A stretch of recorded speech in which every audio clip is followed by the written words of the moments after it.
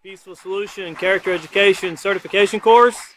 Well, we'd like to thank all of you for coming. You can all be seated. Those of you that are coming in, please feel free to find a seat.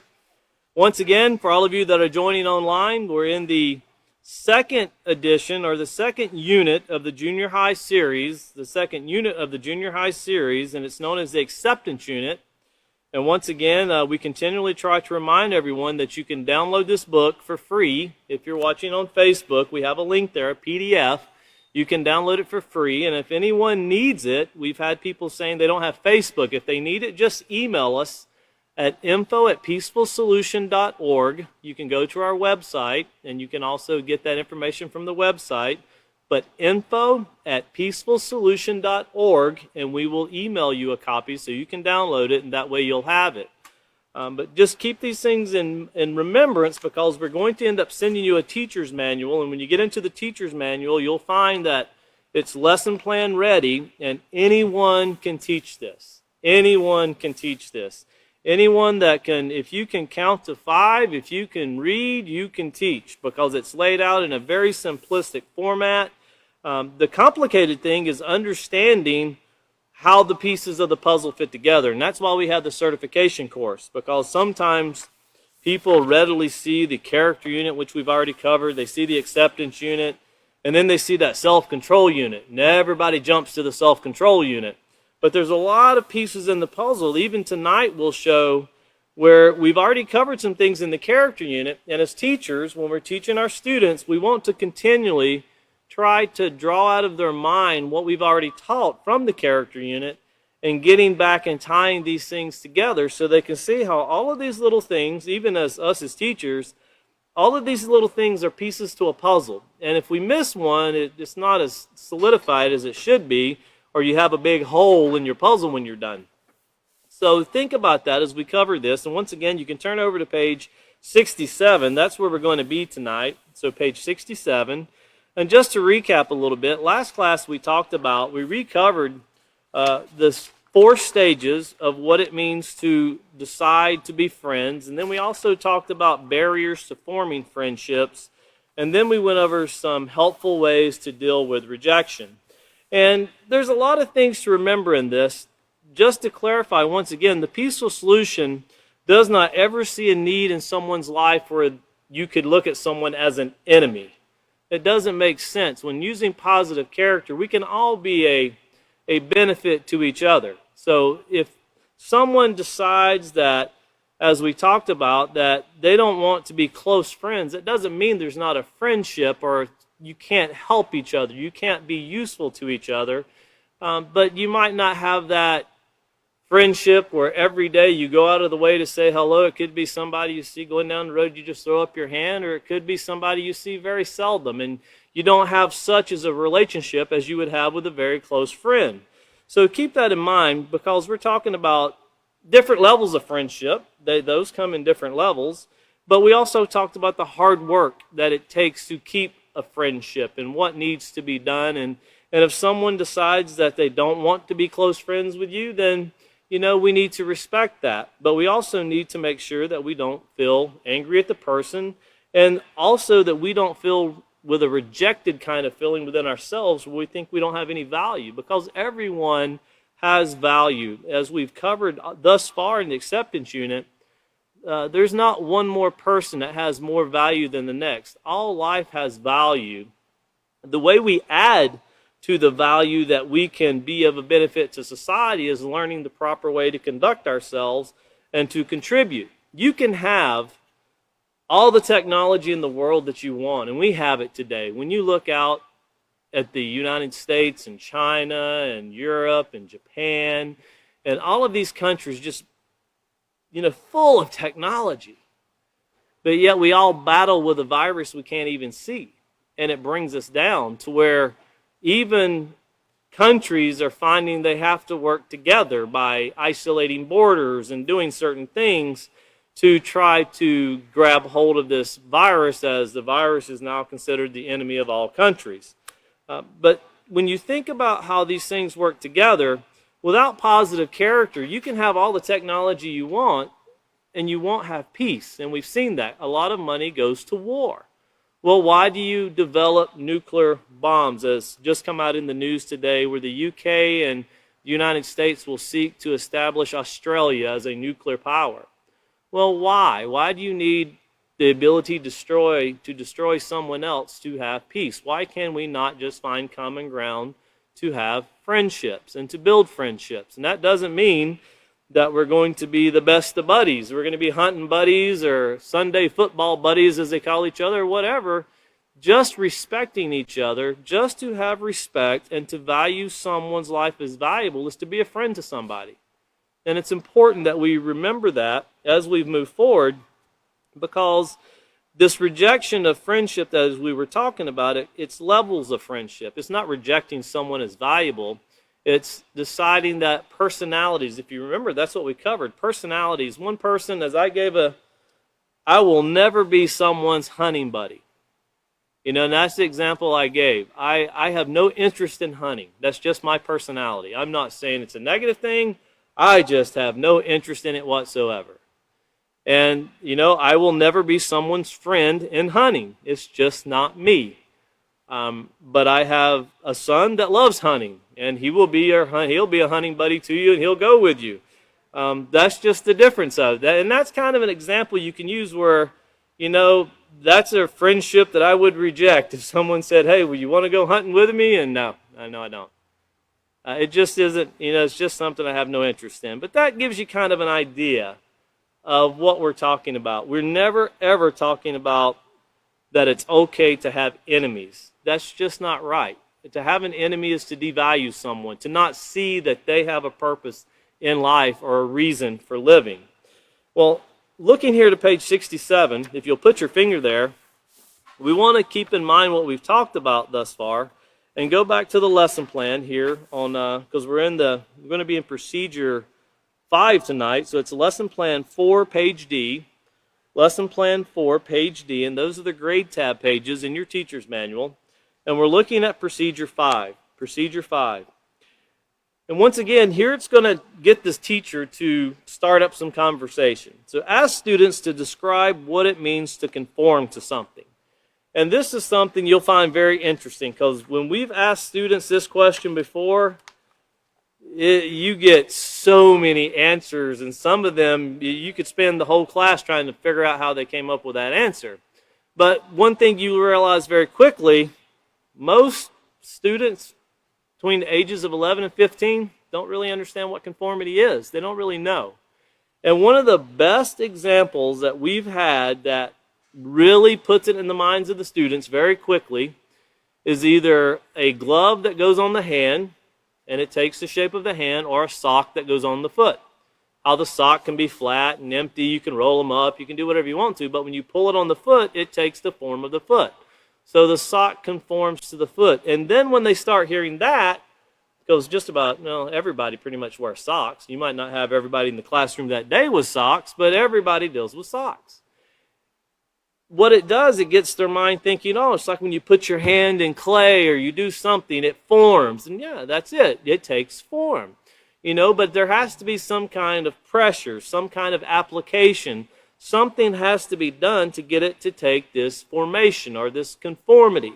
It doesn't just evolve like our characters. For our characters to change, there has to be something that comes into play. And then you always try to bring in briefly about how these influences can lead to them. And we're going to get into peer pressure tonight again, as we covered in the character unit, how peer pressure can lead to conformity. And conformity is not always a negative thing. It can be a positive thing. Sometimes people look at things very quickly when they're not learned to, or they're unlearned to some of these words that we use and the phrases that we use. They kind of view everything as peer pressure is always negative. No, it's not. And we'll recover that again tonight, to where peer pressure can be positive or negative. Influences can be positive or negative. Conformity can be positive or negative. But that's what we want to do, and you want to have these conversations with your students. If you can get them to go for 5 minutes on some really decent examples, bring them out. Talk about what's taking place in society. Conformity to, wearing masks. A lot of people not going to say everyone did that, but a lot of people have done that. A lot of people still do that. But if you would have looked 2 years ago, not many people wore masks. Now, if you look to South Korea, almost everyone in South Korea wears a mask every day. It's part of their culture. When you see them walking on the street in South Korea, they have masks on. And here in the United States, that was an odd thing. And all of a sudden, you have masks. You go into you can go into a hardware store, you can go to a clothing store, you can go into the gas station, and there's masks hanging everywhere for sale. You wouldn't have seen that 2 years ago. Well, there was a reason that caused that to take place. But try to have some conversations about life-changing things that are caused by conformity. And, there's a little bit of pressure that causes that conformity. There's a little bit of pressure not to get into the political side of things, but think about whether a person, for example, in today, whether a person wants to be vaccinated or unvaccinated. There's a lot of peer pressure involved in that. And there's a lot of conformity that they're trying to do, whether it be positive or negative, that society, when I say they, society is bringing this upon people to do. But in the end, as the Peaceful Solution teaches, everyone needs to get the facts and then make the choice that best fits them and society as a whole. And that's what we're going to be talking about tonight, this conformity, and what it means, thinking about it as as 11 to 15-year-old, but that's what makes us who we are. That's what brings us to who we are. So once again in the procedure, it says to talk about conformity and ask them some things. It says take a few answers, back here to procedure 5, then ask students if they think they are influenced by their friends in any way.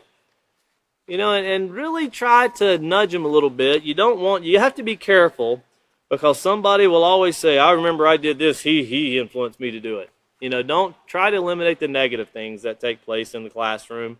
And classrooms tend to get goofy, as I know teachers will know. They'll tend to be, they'll tend to throw dirty laundry out there for everybody to see.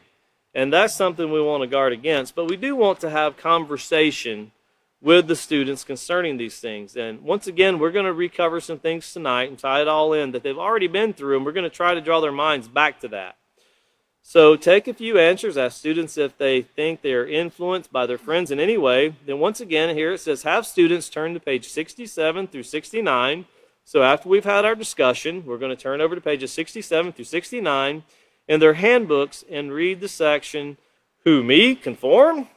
Emphasize to students to be careful of who they allow to influence them. So once again, emphasize. As a teacher, that means we want to pull some examples of some positive and some negative things that can cause influence in a person's life. And we want to show them, as we covered before, the curveballs and pitfalls to things that arise in life. And there's also some examples in what we will cover to kind of paint a picture in the minds of the students also. It says they need to maintain positive moral character traits regardless of what others around them choose to do.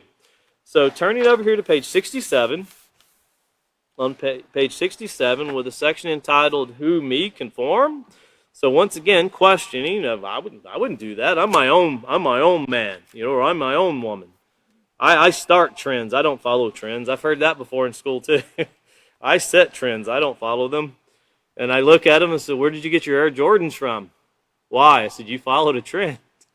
You bought them. You followed something that was out there. You didn't start them. You followed it. And it's always interesting to see, especially in dealing with youth, because we can do the same things. We can have somebody point something out to us, and you can look back and go, wow, you're right. But sometimes the mind of a youth they're influenced, and the peer pressure comes at them, and they're completely blind to it. They really have no idea what's taking place in their life. They're just kind of living life by, just winging it, so to speak. Well, here on page 67, it says, sometimes when making friends, you might find yourself conforming or changing the way you think, act, or feel in order to fit in and be accepted. Because friendships are based upon similarities, likes and dislikes, some conforming will naturally occur. And that's one thing that when you consider, we talked about how we need to base our friendships in the 4 stages there on page 63 how it needs to be based on positive character. And there's no rush into making a friendship. You can take your time to go through the observation stage all the way down to the deciding stage. There's no rush to do this in the getting to know part of this. And there's some things that, you can, likes and dislikes. We're talking about personality there.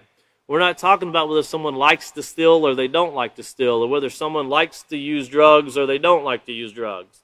We're speaking of personalities. Notice here it says, for example, all of your friends like a certain designer shirt.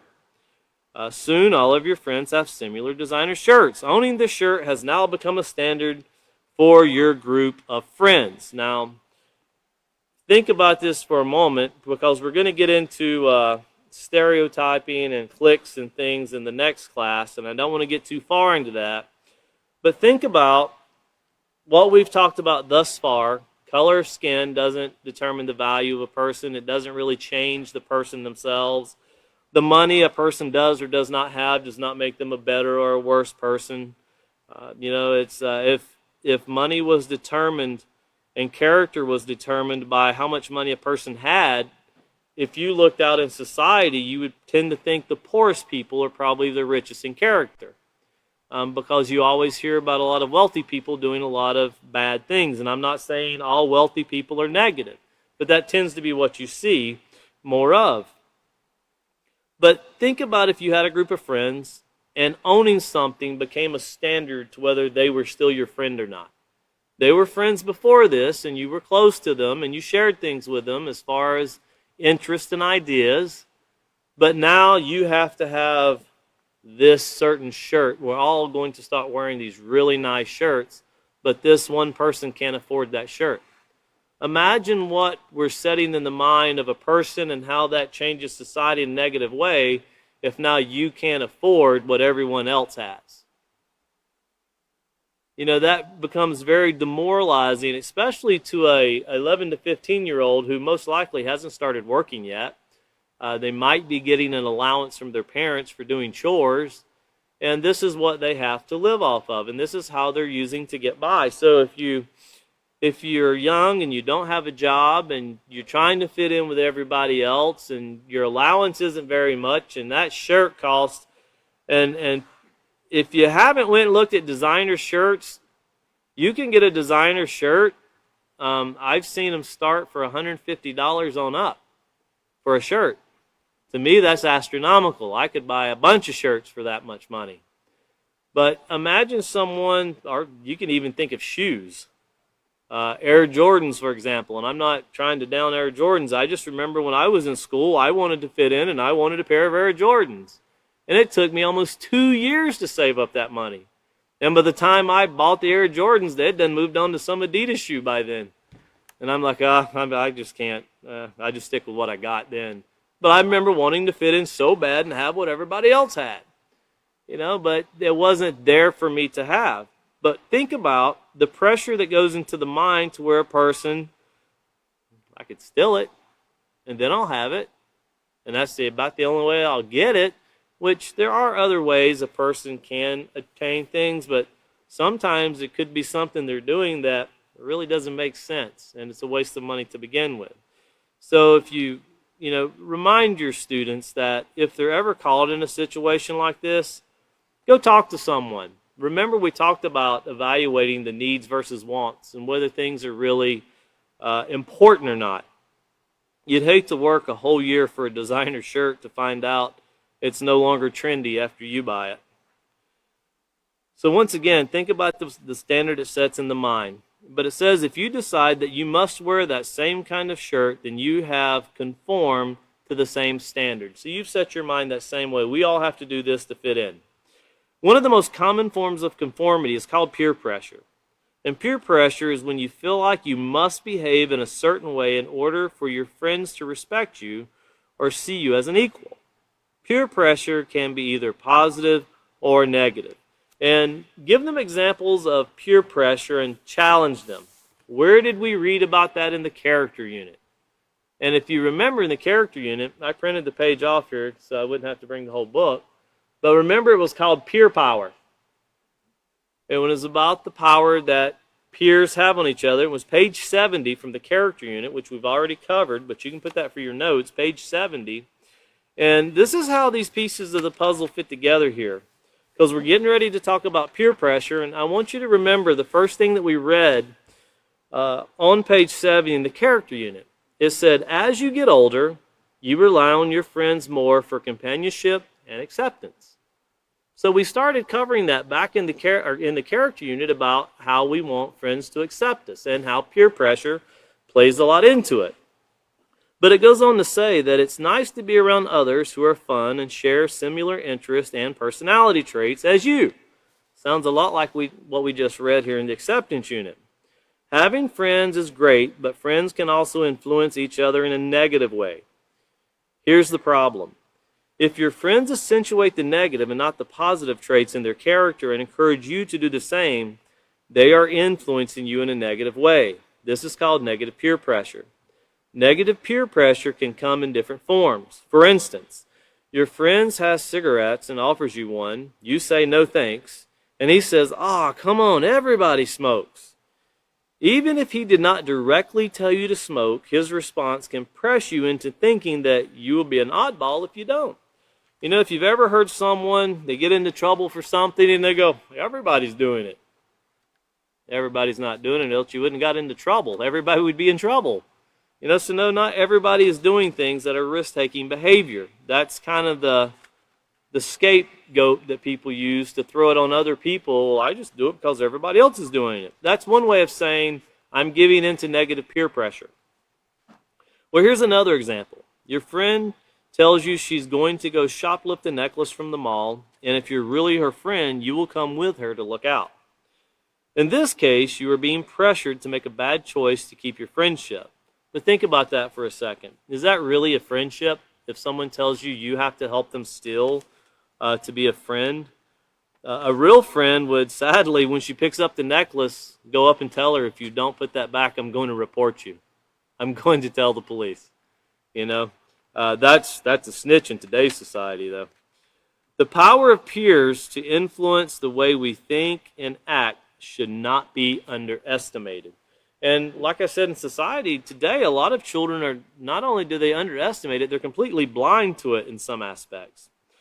And it said, so ask yourself, how can negative peer pressure affect your character, and decide in advance what you will say when approached with any negative request. So think about that as we covered that in the character unit, and think about it as we move forward here, because there's some other parts we'll pull out. But even in the character unit, we first started about how this conformity and peer pressure is a lot of it comes on wanting the acceptance of friends. We just want to fit in. We want to do things so they will be our friend. But we always have to remember, what are these people, potential friends, what are they doing that makes us want to be their friend?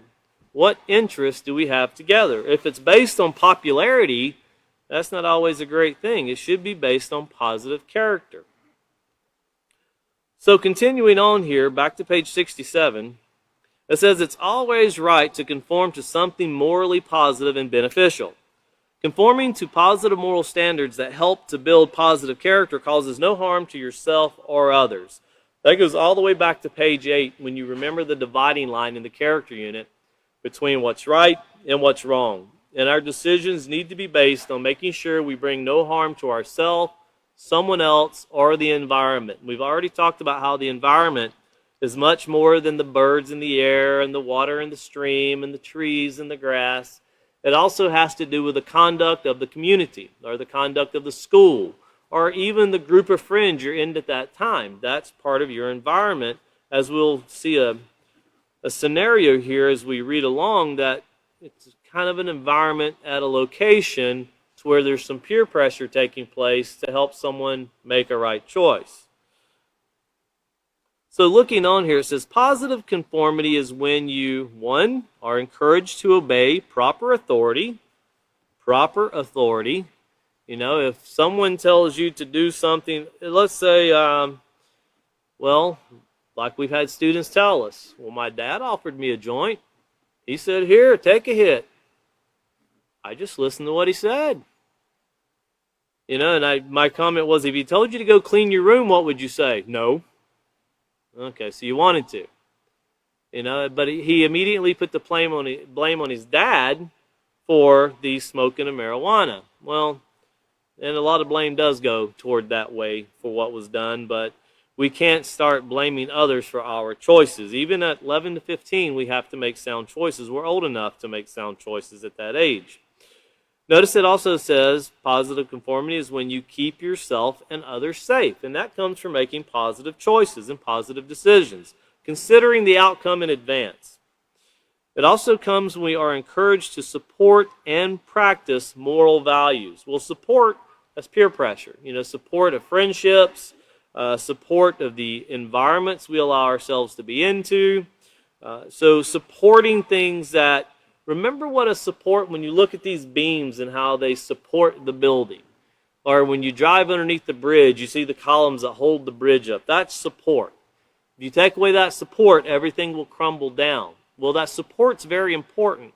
So when we go into a situation, we want to make sure there's some morality, there's some moral support, positive character supporting the situation we're going into. Otherwise, we're going into a situation that could crumble on us very quickly. And there's nothing to say you will escape the dangers that come from it either. And it could be destroying a reputation that comes from that. It could be anything. When negative decisions and influences come, the outcome, it'll always be negative. It's just the measure of it is what is hard to determine until it takes place. But this positive conformity, notice here's our example. It says, you and your friends have permission to go to the fair. To go to the fair. When there's some of your classmates you've always wanted to hang out with approach you and invite you to join them in the parking lot for a few beers.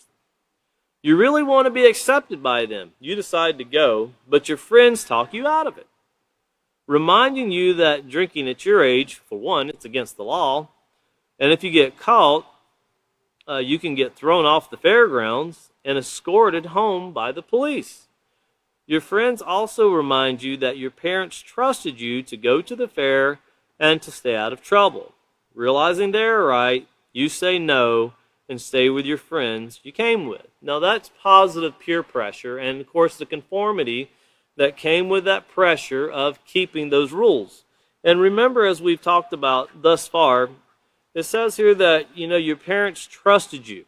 And remember, trust has to be earned. And when we break that trust, you got to go all the way back. It's like building something. When we were children, we would build things with blocks, and we would build them as tall as we can. And then when it crumbles, you got to start all over again. But where do you have to start if you want to build it strong? You can't just erase, that one decision. You got to go all the way back to the bottom and start building that foundation back up again to solidify it. Because you have to reestablish in the mind of someone that you just broke their trust that you can make a right choice. And this is, the friends that are here, these are true friends. These are friends that you want around you that, let's go have the beer. Let's go do it. It's illegal, but we're going to do it anyway. Well, what usually comes after drinking beers in the parking lot? How fast does that car go? And one thing leads to another. It can always get to a really bad situation. And one thing that we have to get into the minds of our students with is conformity. We can lie about our choices. We can deny our choices. We can try to erase them from our memory. But one thing we can never do is escape the consequence of the choice. That's always going to come. And of course, when it doesn't come right away, we think, I'm okay. It went okay. No, just give it time. It always catches up. And most teachers will agree with that. They'll understand that, it eventually catches up with you. But it's hard to believe that when you're 11 to 15, or you just got your driver's license, and I know how to drive. I can drive as fast as I want to. Really, how long have you been driving? A year. Well, there's people that are professional drivers that get killed in car wrecks. There's accidents all the time. And really, it's not yourself you need to worry about. Next time you go down the road, you're driving down the road and you want to talk about conformity, Watch and see how many people have this on their steering wheel doing this. You will see an astronomical amount of people texting as they drive. And I was going through a school zone the other day, and that's highly illegal. And all three people I was driving around, they all had their phone, and they were all texting, driving through the school zone. And I thought, I wonder if they hit somebody, if that would make a difference. You know, because it's a really scary thing to think you could run over a child, and that seems to occur every year in Abilene. Somebody gets hit. A child going to school gets hit. It's kind of a common thing in Abilene. I'm not saying phones are the cause, but when you think about this, you know, think about your child's doing something. You're driving and doing this. Don't do that. And here you are driving on the phone, texting away. And I'm not saying that I haven't been guilty of it, but I have had a child correct me for it before, and I actually thanked them for correcting me for it because I was stopped at a stop sign, and I decided to reply yes on my phone before I took off, and they said, "You're not supposed to do that." So positive conformity doesn't always come from a person that's older than us. It can come from a person that's much younger than us. But, you know, that's part of using positive character and not looking at the child or looking at a student and saying, "You don't know what you're talking about. Just do what I say, not as I do." You know, that's society's theme. Turning over here to page 68. Notice it says you don't need to compromise positive morals or character for the sake of friendship. If a person's going to have you do something that will bring harm to you, in the end, we have to realize it. And students, we want to really get this across to the minds of students. Sometimes you can have, we have a situation in the Peaceful Solution, we have a lot of teachers. And we always have in our disposal people that have lived and experienced what it is to grow up at a very young age, get into trouble due to negative conformity, the cities they lived in, the lack of rules, the lack of parenting, all of these things that were beyond their control, and they lost a lot of their life because of it due to having to go into incarceration or other instances. And students, for some reason, will listen very closely to their stories as they tell them. And it means a lot more when they hear someone say, "Let me tell you what my life was." And we've done that, and we've had a lot of positive results from it. It doesn't mean that you want to find somebody to tell all the negative things they've done, but you want people to say, "This is what can occur to you if you go this way, and I can tell you for a fact this is what takes place." We found that helps when you bring somebody from the outside in. We've also found it doesn't help when the teacher tells their own personal stuff, because then the students always go, "Well, you did it." But it's a lot helpful to bring someone else from the outside in to have them to kind of expound, but also not just tell them how things got broke, but how they fixed them. This is how I was able to take that situation, which was really bad, and make it great, make it beneficial, make it to where I'm now enjoying life. But it all deals with conformity, the conformity of positive character, conforming to, as we see here, the teaching of the Peaceful Solution. It says, in fact, you can have even better friends by practicing the lessons learned from the Peaceful Solution Character Education Program and standing firm on true values. True values, those are positive values, values that benefit you. Remember, a value is something you deem important. So true values, and positive moral character. However, if you recognize that you have conformed to something wrong, so you're doing something and now you realize it's wrong, it's okay to change and conform to something positive. But always point out to them, you know, if you find you're doing something wrong, go talk to an adult or a counselor. Go talk to a trusted adult or a counselor in the schools. Find someone you can talk to, because sometimes these things are a little bit bigger than what a child really sees, or sometimes they think it's something they can't change. But also, when you're going through this section right here and you're talking about, you know, if you've done something and you want to make it better, let's read this next part, and then we'll go into some things we'll pull back from the character unit. It says, you are urged by the Peaceful Solution Character Education Program to become a leader yourself in guiding others to safety and teaching positive moral character. Then you will have many loyal friends. And of course, by doing that, you ask them, get in your student's mind, because we're talking about influences, we're talking about conformity, and ask them, how can you be this leader? What does it take to be a leader amongst your peers? What's one of the most important things you can do to prepare for an influence or to prepare for peer pressure? And see if you can get them to talk about what we've covered in the character unit by setting your mind in advance. Actually preparing your mind, that's having the knowledge, and then using it is having the wisdom. And that's what we really want to get into their minds. And if you remember on page 80, the setting your mind in advance, on page 80 in the character unit, it talked about to be trusted, admired, and respected and known as an honest, reliable, compassionate person is something you should want.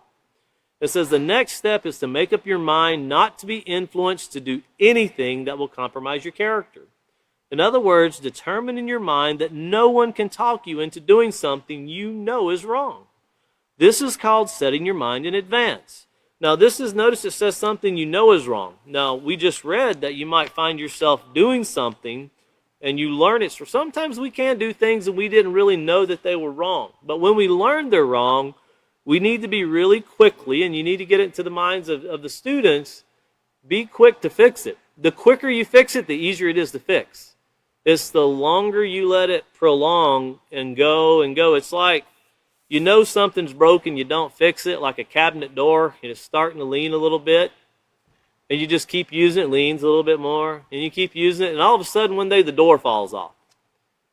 And then you go to, well, I guess I better put that screw back in. Well, there's nowhere to put the screw back in. You just ruined the whole door, or the cabinet itself. It's all wallowed out now. Now you have to cut everything loose and put a new piece in. But if we would have just put the screw back in at first, it would have been much easier to fix. And try to come up with some ideas and examples to help them see the quicker you fix something that's broken, the easier it is to fix. And they'll find out in life that is very true. The longer you delay on fixing it, the harder it becomes. In fact, it becomes to the point to where you start thinking, is it even worth fixing? You know it is, but the desire to put forth the effort to fix it, well, you're conforming so much with people that, well, they broke it too. They don't really care. They're doing okay. No. Watch and see when people say they're doing okay, see how okay they're really doing. If anyone ever tells you that you got to break the rules to enjoy life, that's how you enjoy life. You got to look back and think, I don't know if that person really knows what they're talking about. If I got to break rules to enjoy life, that means I'm going to be the victim of a theft. I could be possibly murdered. I have to accept in my life that somebody can do something wrong to me to enjoy life. If I'm going to accept it's okay to break rules to enjoy life, I have to be willing to be wronged myself. And true friends will not do each other that way. True friends will encourage each other to say, no, nobody should be wronged. And that's how we enjoy life. And of course, that comes with positive conformity. But negative conformity, here on page 68, notice it says negative conformity is when you are encouraged to disobey a proper authority figure. We should only disobey authorities who ask us to do wrong. And once again, ask you to do wrong is something that would bring harm to yourself, someone else, or the environment. Asking you to do something that you consider as wrong doesn't mean it's wrong. If you're asked to clean the bathroom that you use because you've made it a mess, that's not wrong. If you're asked to take out the trash, and that's your job, that's not wrong. If you're asked to do the dishes, that's not wrong. I often tell people, well, you can either wash the dishes or buy the dishes. You choose. And they quickly go wash dishes. And they think, well, I buy paper plates. Oh, well, you got an endless situation there. You're going to always be buying paper plates then. They're going to throw them away as fast as you buy them. So if you think that's going to be easy, go for it. But always remember, because someone will always say, well, authority asked me to do that, and I didn't want to do it, so it was wrong. No. Only if they ask you to do something that could harm yourself, someone else, or the environment, that breaks the rules of morality. That's when you could be given into negative conformity. Also, negative conformity is when you compromise your safety or the safety of others. That could be in any situation. I think the most common place you'll find negative conformity that involves safety that I experienced in school, and we find that a lot of other students do it also. You can have a student that comes to school, behaves well all day, but when they get on that school bus to go home, it's like a jungle gym, shooting paper clips with rubber bands at each other and all kinds of insanity, as you have 40 people jumping all over the bus and one person trying to drive it. It's the only vehicle that no one gets a ticket for not wearing a seatbelt. But they're supposed to be extremely important, and people are just jumping. Watch a school bus when you go by next time. It's rare to see everybody sitting in their seats. They're just bouncing all over the place. You kind of feel sorry for the school bus driver. But that's one way that in a school setting you can talk about, and you'll see students very quickly go, oh yeah, school bus I ride on, yeah, that's crazy. Then I remembered when I used to ride on school bus, people that were like really mellow. I don't know what the school bus did to them, but it was like party time. It was time to act goofy. But they were never like that outside of the school bus. And it could have been the people that, when you ride your school bus, you're going home, people you're riding with, your neighbors, and the people that live close to you. Could have had a lot to do with that. A lot of negative conformity going on there. Notice negative conformity is also when you go against moral values that you have set your mind to follow. So you've set your mind in advance to do it, and then you break them, you give in to do something else. And that could be as simple as doing drugs. You set your mind not to do them, but you're enticed to do them. Everybody's doing them. It could be many, many examples. And we've literally had, imagine going to a middle school, and you literally have teachers say something to them about STDs. You're talking about 11, 12, 13-year-olds. And the teachers are mindful. There's students here that have herpes. What occurs when they start spreading that to everybody else? Well, you have it for life? Oh no, they give you this medication, it's okay. But yet science has proven that it really affects your body later on in life. And it's not a positive thing. And it's sad that when we miss out on this, why do you have it? Well, I wanted to do what everybody else was doing. I thought if I didn't get pregnant, that was success. There's a lot of other failures involved in that. At least 129 of them. And there's a lot of guidance counselors that will ask you, because you're the outsider coming in that situation. You're the person they don't see every day. And you're the person that's supposed to have all these facts put together where you can have a conversation about those things, not going into detail, generalizing. These are choices you can make and things you can have to deal with for the rest of your life. But you can avoid this. But once you have to deal with it, you're kind of going to have to deal with it. It's never going to escape you.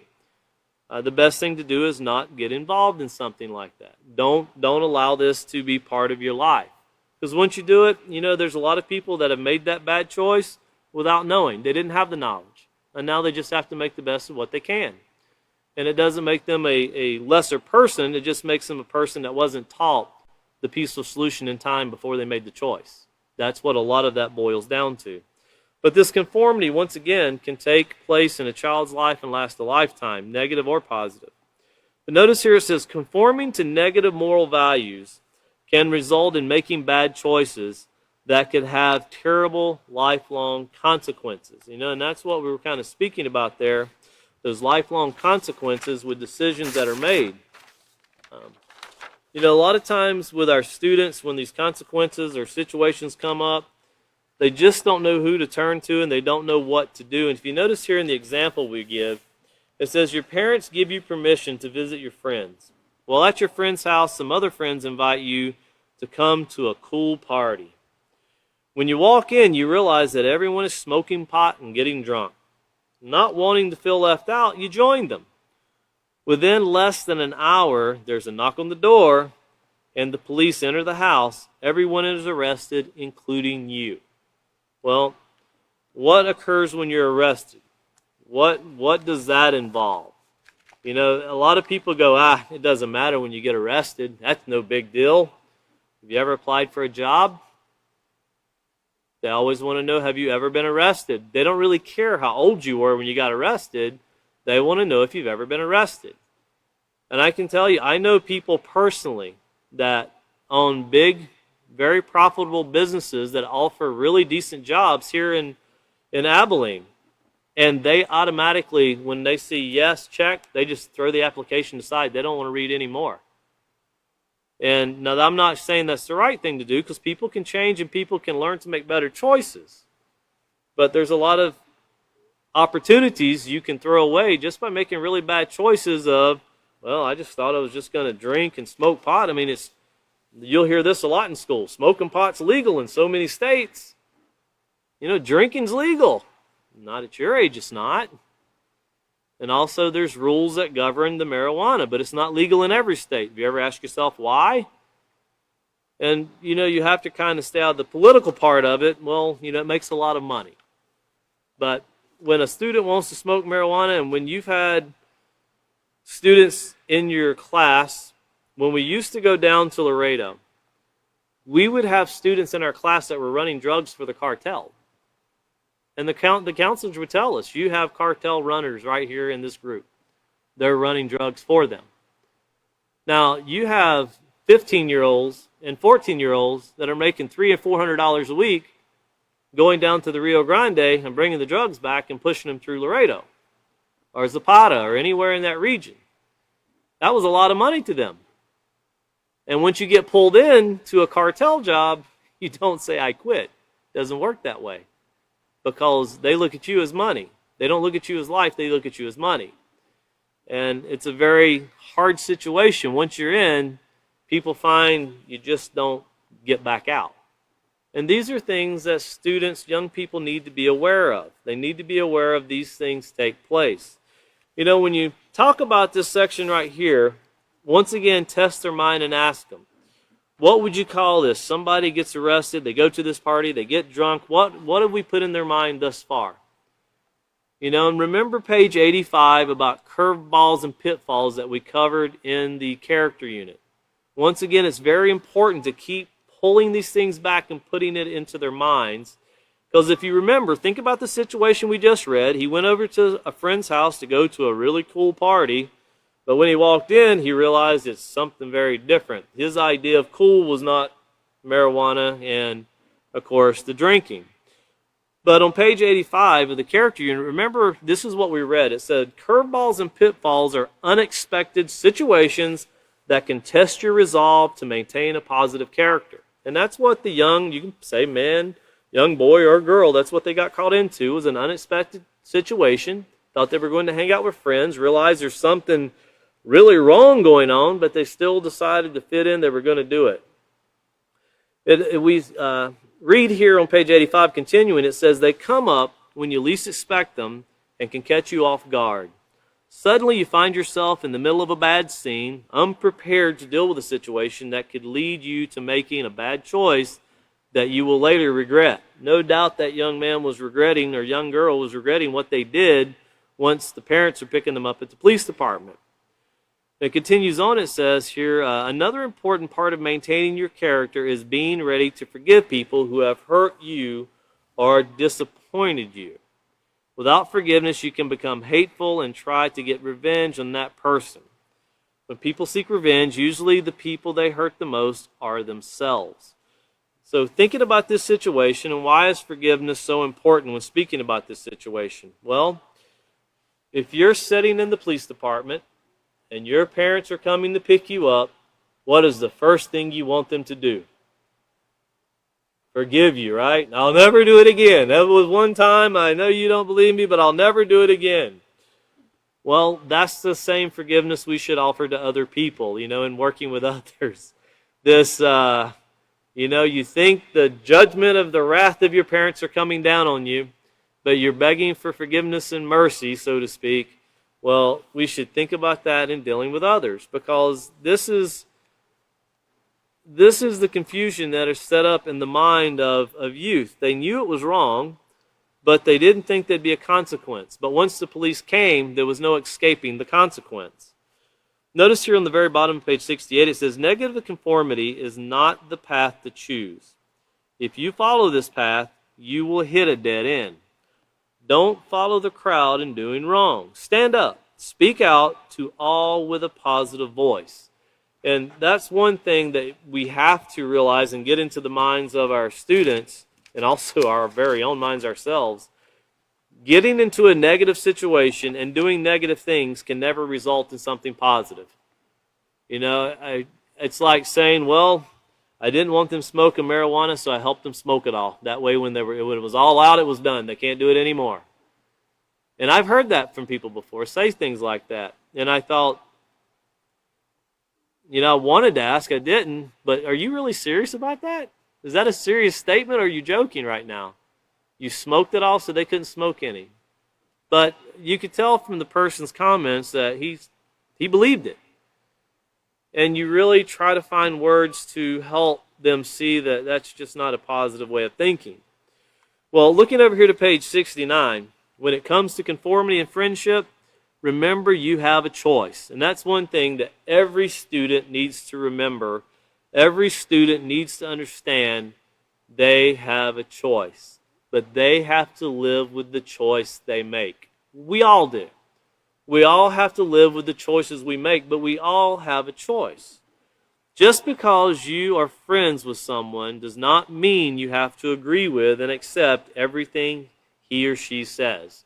And you'll get that. Friends have disagreements. Friends have things that they don't see eye to eye on. And, those things are okay as long as they're not talking about something positive and negative. We should be agreeing on positive character. Now that you know the difference between positive and negative conformity, you can use this knowledge to make intelligent decisions about what you will or will not do for the sake of friendship. And once again, if you have to do something or you feel the pressure, I shouldn't say you have to do something. You never have to do something. If you feel the pressure to do something that is wrong to maintain a friendship, then go back to the 4 stages of what it took to form that friendship. And always keep in mind, you go through the 4 stages to form a friendship. That doesn't mean you're not always evaluating those things. And we should always remember, we're being evaluated too, whether people want to be friends with us or not. If we start doing things that are immoral, things that are negative, things that are detrimental to society, we could find ourselves very quickly being on the outside looking in. In society, people tend to, especially if you watch the news, or it seems like on the news more than anything else, but you see it amongst friendships, groups of friends too, when someone does something and they could just make a bad choice. People tend to talk about that bad choice that person did. And they will try to make themselves sound like a better person. I can't believe he did that. I don't know why he did that. I don't know why she did that. But she did it. Did you know she did this too? And the whole time they're trying to make themselves sound so much better when they're really just destroying the person they called a friend. That's not a friend at all. That's the kind of friend that is throwing superficial darts and knives at you and shooting bullets your way. That's not what a friend does. And think about that, because would we want to be done that way if we're doing someone else that way? And think about how that person would feel. I had a very wise man tell me one time that whenever you say something about somebody, you should imagine that your phone is calling them and they can hear everything you're saying. That will help someone chew up their words before they spit them out. And I thought, you're right. You're very right. Because you always look at your phone, first. Make sure I didn't call him real quick. And then let me tell you something. Those are things that's negative. That's negative character. So we really should consider that conformity, because always remind yourself of the conformity of the author. Just by hearing a few words, 2 wrongs don't make a right. Never get even or fight back. That's the conformity that we're trying to not only teach in words, but we have to teach that in actions. Sitting and reading a book to students or going over things with students is one thing, but then as teachers in a school, there's also some adherence to those rules that have to take place. And that's what you find in schools. Remember we went to Houston. I see a couple of teachers that were with us when we went down there. We got to Houston to teach, and they said, we really have a group of people that you're going to have to really work with. They're going to challenge you. You're going to have to bring out the best parts of your book to get these people to follow it. And we thought, man, this must be the worst of the worst. It was the teachers. That's what they took us to teach, was the teachers. And it was kind of hilarious that, and when we started teaching, we realized that there's a lot of opinionated people in this room that don't really focus on positive character. They're just, hey, I get here at 8, I leave at 5, leave me alone, don't give me anything other. I went to school to teach math, that's it. You know, and I kind of can see what they were saying. This is my job to do this, and this is something that you're giving me that I don't want to do. You kind of see that when teachers are beat down so hard in the school system. But it was kind of surprising to see that it was teachers that they were bringing to us, or they wanted us to talk to. But we've seen why very quickly. Continuing on here on page 69, we're going to finish our class up with this. It says, as important as friends are, what is even more important is to make choices that show respect for yourselves and others. If someone tries to talk you into doing something you know is wrong, stand up for what is right, even if it costs you your friendship. Not much of a friendship to begin with if they want you to do something that's wrong. A true friend will realize the importance of making right choices and will respect you for your decision. In addition to this, a true friend will admit that he or she was wrong and thank you for helping him stay on the right track. He or she might even be interested in knowing how you became so firm in your moral characteristics. Wouldn't that make you feel great? And you think about, feeling great.